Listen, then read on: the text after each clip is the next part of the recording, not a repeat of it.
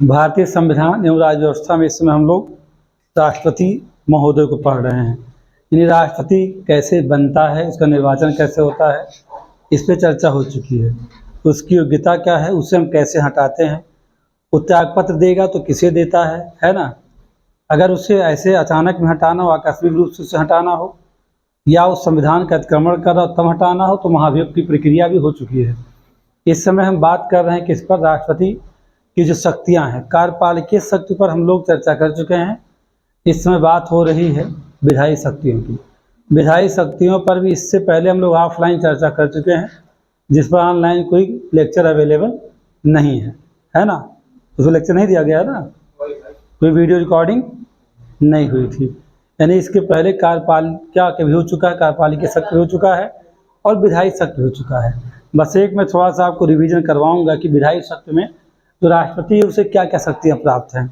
इसके पहले अगर देखा जाए तो ऑफलाइन की बात किया जाए कि जिसकी रिकॉर्डिंग नहीं की गई है, तो उसमें सारी आर्टिकल के बारे में बहुत अच्छे से बताया गया है कि कौन से आर्टिकल 53 है, 74 है ना, 75 है। सारे आर्टिकल में मैं चर्चा कर चुका हूँ अच्छे से। जैसे अगर देखा जाए तो चूँकि विधायी शक्ति में राष्ट्रपति अगर देखा जाए कहाँ है, राष्ट्रपति चूँकि संसद का अभिन्न अंग है, और संसद का अभिन्न अंग है तो किसी भी अगर कानून को बनना है, उसका निर्माण होना है, तो वहाँ राज्यसभा मान लिया पास करती, लोकसभा, दोनों सदन मिलकर उसे पारित करते हैं, और राष्ट्रपति क्या करता है, सिग्नेचर करता है, तभी वो बिल या वो विधेयक क्या बनता है, अधिनियम बनता है।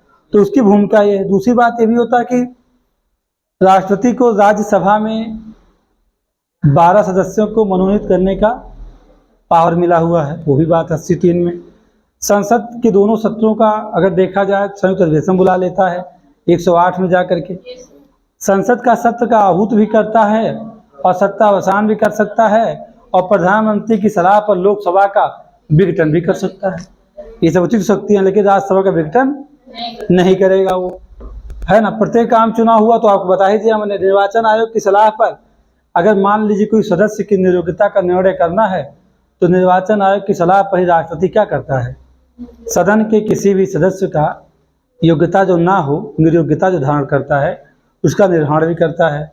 कुछ विधेयक पर पूर्व अनुमति देता है, जैसे आपका धन विधेयक है, संविधान संशोधन विधेयक है ना, बहुत सारे। जैसे अनुच्छेद 3 में अगर देखा जाए क्या, आर्टिकल 3 में आप देखते हैं कि नए राज्य का निर्माण करना हो, नाम बदलना हो, सीमा परिवर्तन करना हो, तो उसके लिए भी क्या होता है, राष्ट्रपति की पूर्व अनुमति लेना आवश्यक। वो भी बातें हो चुकी हमारी आपकी। विधेयक के संबंध में वीटो पावर का जो उसकी शक्ति है वो बता ही चुका हूँ मैं आपको, इसके पहले चर्चा हो चुकी है हमारी आपकी, कब अनुमति देगा, अनुमति रोक लेगा, पुनः विचार करिए लौटा देगा, है ना। दोबारा जब आएगा सदन से पारित होकर के परिवर्तन रहित या परिवर्तन सहित किसी भी सिचुएशन में, तो क्या करेगा, उसे बाध्य हो जाएगा पारित करने के लिए।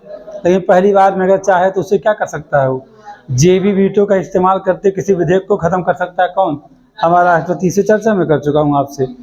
अब एक बात और कि राष्ट्रपति के एक काम और करता है, सदन में कुछ वार्षिक जो विवरण होते उन्हें भी रखवाता। जैसे बजट, जिस बजट शब्द तो नहीं संविधान में है, वार्षिक वित्तीय विवरण शब्द यूज किया गया है, तो यानी वार्षिक वित्तीय विवरण भी राष्ट्रपति सदन में रखवाता है। जो कैग यानी भारत का नियंत्रण महालेखा परीक्षक, जिसका प्रावधान भारतीय संविधान के अनुच्छेद किसमें है, 148 में है। यानी कैग जो रिपोर्ट देता है वो रिपोर्ट भी कहाँ रखवाता है, सदन में राष्ट्रपति रखवाता है। या जैसे वित्त आयोग का कोई रिपोर्ट है, 280 वित्त आयोग का गठन होता है, वित्त आयोग भी अगर कोई रिपोर्ट दे रहा तो रिपोर्ट कहाँ कौन रखवाएगा, सदन में राष्ट्रपति रखवाएगा। यूपीएससी की जो वार्षिक रिपोर्ट होती है, यूपीएससी जानते हैं, यूनियन पब्लिक सर्विस कमीशन, भाई संघ लोक सेवा जिसे आप जानते हैं, जो अखिल भारतीय सेवाओं जो है अधिकारियों का चयन करता है, आप इस बात को जानते ही हैं। तो यूपीएससी का जो वार्षिक रिपोर्ट होता है वो भी रखवाता सदन के अंदर। एससी एसटी ओबीसी जो कमीशन है उनका भी रिपोर्ट कहाँ रखवाता है, सदन के अंदर रखवाता है। कुछ मामलों में वो एक देखा जाए तो रूल मेकर भी है, यानी कुछ मामलों में खुद ही वो क्या कर देता है, नियम भी बना देता है। जैसे संघ लोक सेवा के सदस्यों के संबंध में कौन सी शक्ति दिया जाए, कौन सी नहीं दिया जाए, या लोकसभा के जो सचिव होते कर्मचारी होते हैं या उसके अधीनस्थ जो कर्मचारी होते हैं उनके लिए नियम बना देता राष्ट्रपति। तो कहीं ना कहीं उसकी विधायी शक्तियाँ हैं अधिक है, लेकिन जो सबसे मूल बात छिपी हुई राष्ट्रपति की विधायी शक्तियों में, जहाँ हम आज जिसे हम पढ़ने वाले हैं, ये सारी बातें तो पहले हमारे लेक्चर से कुछ बातें हमने आपको बता दिया है। आज जो हमें पढ़ना है वो हमें पढ़ना है राष्ट्रपति की विधायी शक्तियों में क्या, अध्यादेश पढ़ना है। क्या पढ़ना है? अध्यादेश पढ़ना है। अध्यादेश क्या है? राष्ट्रपति का ऑर्डिनेंस पावर है। समझिए क्या है? यानी राष्ट्रपति द्वारा अध्यादेश जारी करना। क्या पढ़ने वाले हैं हम? राष्ट्रपति द्वारा अध्यादेश जारी करना। या जारी करने की शक्ति कहाँ है? 1 2 3 आर्टिकल 1 2 3 यानी कहाँ? 123 में है, अनुच्छेद 123 में। यानी लोग कहते हैं कि अध्यादेश। अब चूंकि यहाँ मेंस का सवाल है, ध्यान रखिएगा। मैं डायग्राम बना दे रहा हूँ, अंदर के बाद लिखाऊंगा नहीं, क्योंकि अभी हम बात किस पे कर रहे हैं? अभी हम प्री पर हैं, लेकिन कहानी पूरी सुनाऊंगा। साधना परेशान मत हो, टेंशन नहीं। कुछ आज पता नहीं क्यों मुंह बार छिपा रही हो, कोई बात है क्या? कहीं चोरी करके आई क्या? अध्यादेश की शर्तें क्या होंगी? अध्यादेश की शर्तें नहीं बेटा, कोई इसे गलत शब्द तो नहीं यूज कर रहे।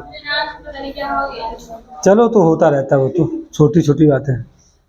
देखिए, भूमिका आपको बनाना होगा, फिर अध्यादेश की शर्तें क्या होती हैं, और किसी भी राष्ट्रपति द्वारा जारी किया गया अध्यादेश का प्रभाव क्या होगा, ये भी है। ये आपका जानते क्या? ये सीधी बात हम मेंस कर रहे हैं आपसे। ये बता दें कितने सवाल यहाँ बनेंगे आपके। अगर मान लीजिए अध्यादेश जारी हो गया है तो अध्यादेश की अवधि कितनी होगी? और अगर मान लेते हैं क्या अध्यादेश की न्यायिक समीक्षा की जा सकती है, नहीं की जा सकती है? ये भी एक सवाल है। क्या अध्यादेश का रिव्यू होगा या नहीं होगा? अध्यादेश की समीक्षा, इतनी बातें हैं यहाँ। अब सवाल कैसे बनेगा? भूमिका तो हर जगह रहेगा, समझिएगा।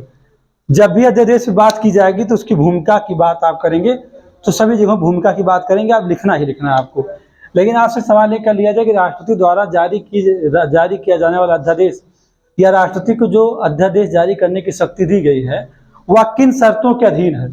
तो क्वेश्चन नंबर 1 बना। राष्ट्रपति द्वारा जारी किए जाने वाले अध्यादेश के शर्तों को बताते हुए उनके प्रभाव पर भी चर्चा कीजिए। क्वेश्चन नंबर 2, यानी इसको भी जानना, इसको जानना, और भूमिका तो आपको लिखना ही लिखना है, ठीक। और उसके बाद क्या कहता है? कहता है क्या राष्ट्रपति की अध्यादेश जारी करने की जो शक्ति है वह न्यायिक समीक्षा के अध्याधीन है? क्वेश्चन नंबर क्या हो गया? 3 आ गया। यहाँ तो 2 है ही है। फिर सवाल क्या बन सकता है? हाँ, राष्ट्रपति द्वारा जारी किए गए अध्यादेश के प्रभावों का मूल्यांकन करते हुए उसकी अवधि पर भी चर्चा, प्रकाश डालिए। तो क्वेश्चन नंबर क्या हो गया? 4। अब टोटल अगर बात मैं करूं तो एक सीधा से सवाल कर दिया जाए कि राष्ट्रपति द्वारा अध्यादेश जारी करने की शक्ति जिसका प्रावधान भारतीय संविधान अनुच्छेद 123 में किया गया है, वह उन शर्तों के बारे में चर्चा करें, साथ ही उससे क्या प्रभाव होता है, उसकी अवधि है ना, और क्या वह समीक्षा योग्य है।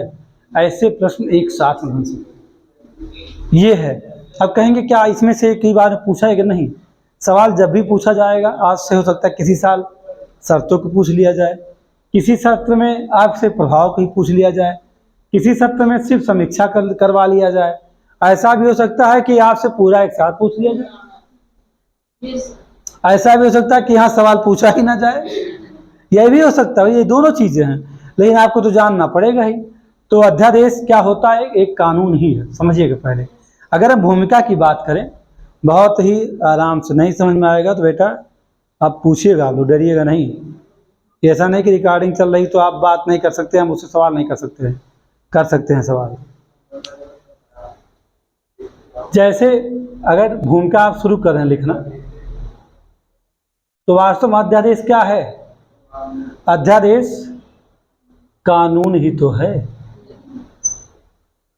इसका भी अपना फोर्स है, इसका भी बल है। यानी अध्यादेश ऐसा कानून होता है जिसे केंद्रीय मंत्रिमंडल, जिसका प्रधान कौन होता है? प्रधानमंत्री होता है, की सिफारिश पर राष्ट्रपति द्वारा निर्गत किया जाता है। यानी क्या? अध्यादेश ऐसा कानून होता है जिसे केंद्रीय मंत्रिमंडल, जिसका प्रधान प्रधानमंत्री होता है, उसकी सिफारिश पर राष्ट्रपति महोदय के द्वारा निर्गत किया जाता है, यानी जारी किया जाता है, जिसका संसद के अधिनियम के समान ही प्रभाव होता है। ऐसा मत सोचिएगा कि राष्ट्रपति जो अध्यादेश जारी कर रहा है उसका प्रभाव संसद के द्वारा पारित किए अधिनियम से कम होता है। उतना ही प्रभाव होता है जितना कि संसद के द्वारा जारी किए गए अधिनियम का होता है। अध्यादेश तभी जारी किया जाता है जब क्या होता है, संसद सत्र में ना हो। और अध्यादेश जारी करना भारत सरकार के लिए तत्काल बहुत ही आवश्यक हो, एक विधायी कार्रवाई करनी हो जिसके संबंध में पहले से कोई कानून उपलब्ध ना हो, तो उस स्थिति में प्रधानमंत्री की सलाह पर राष्ट्रपति हमारा क्या करता है, अध्यादेश जारी करता है, जिसका प्रावधान भारतीय संविधान के अनुच्छेद 123 में किया गया है। ये है इसकी भूमिका, बस इतनी भूमिका है और कुछ नहीं करना इसमें। अब कहेंगे हम पूरी बात ला के लिख देंगे तो भूमिका हम सब लिख दोगे, तो यहाँ क्या करोगे,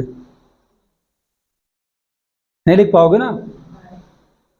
अब अध्यादेश शर्तें क्या है, पहली शर्त की अगर बात किया जाए,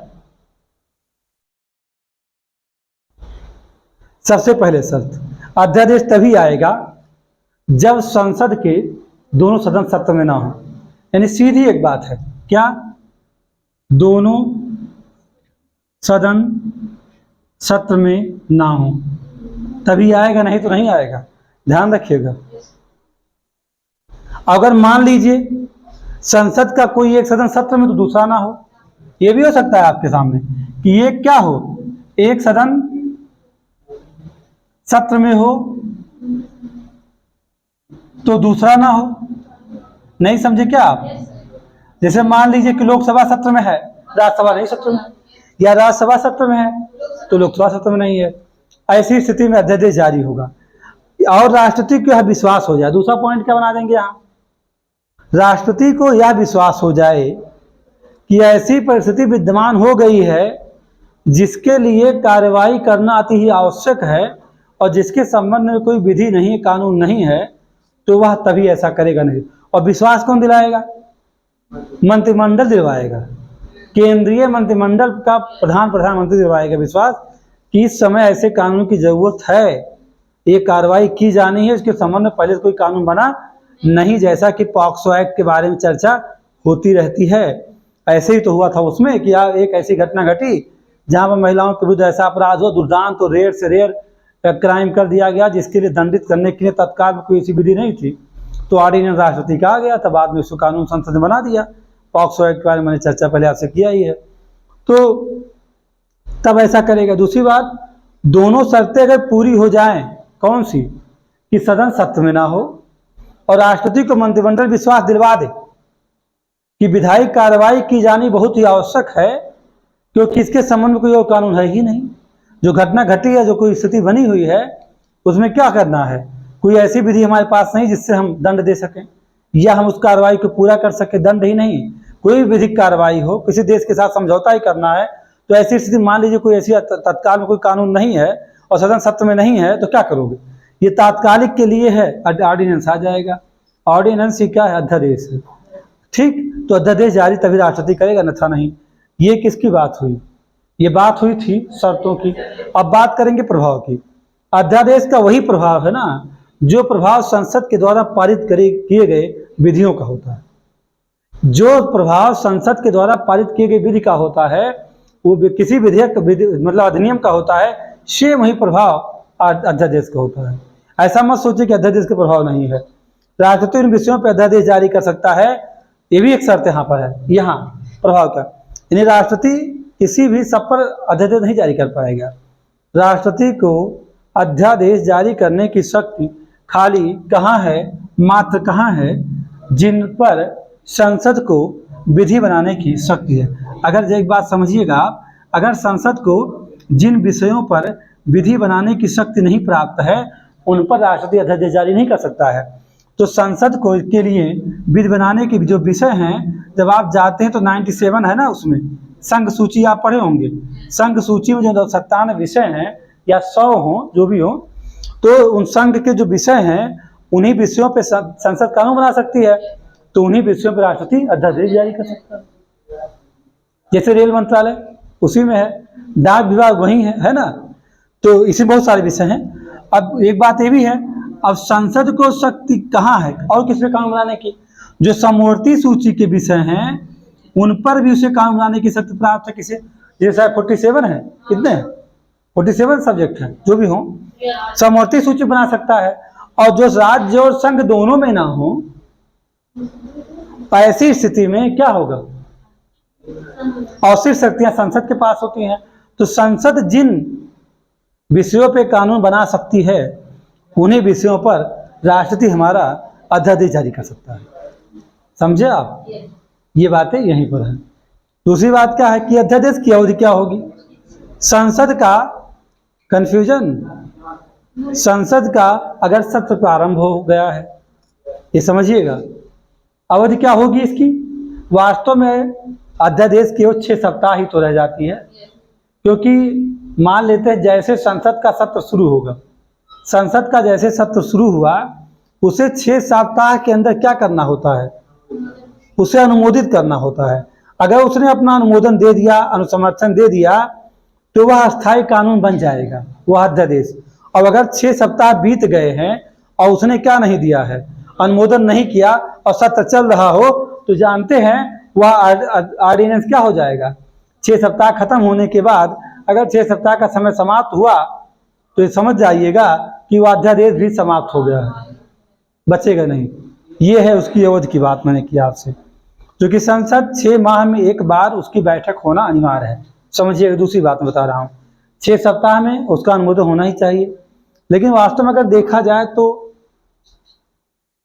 अध्यादेश का समय कितना हो सकता है?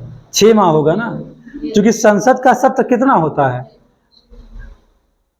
प्रति, अगर देखें एक वर्ष में उसकी 2 बैठकें तो अनिवार्य हैं 6 माह, यानी एक सत्र के बैठक में 6 माह का अंतर होता है।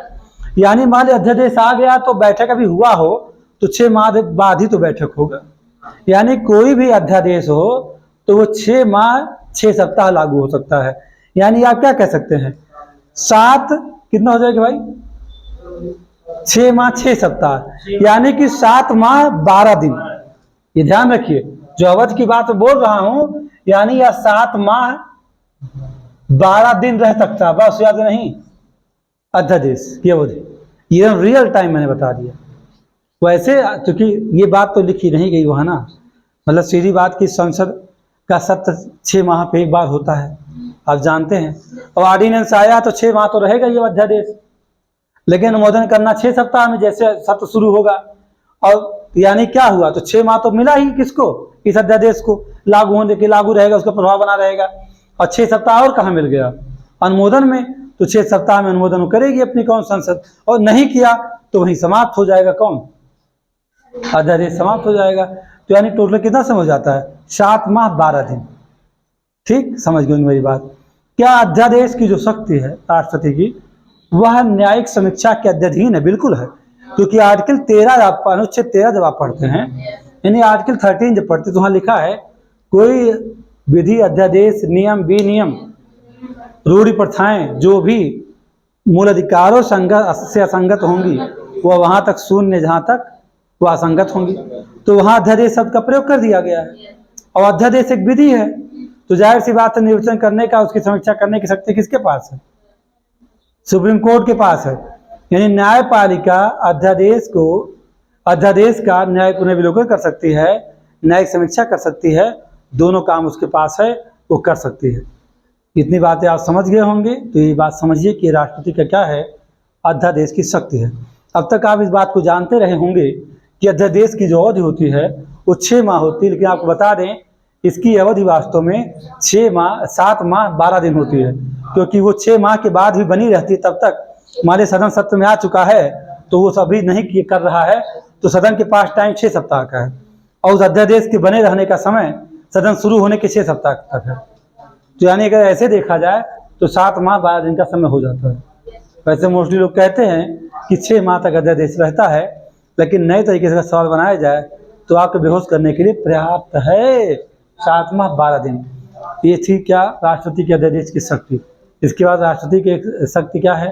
क्षमादान की शक्ति, यानी कि न्यायिक शक्तियाँ, उन पर हम चर्चा करेंगे। बने रहिए। अगर अच्छा लगे ज़रूर शेयर करिए, कोई सुझाव देना चाहें बिल्कुल दीजिए। धन्यवाद।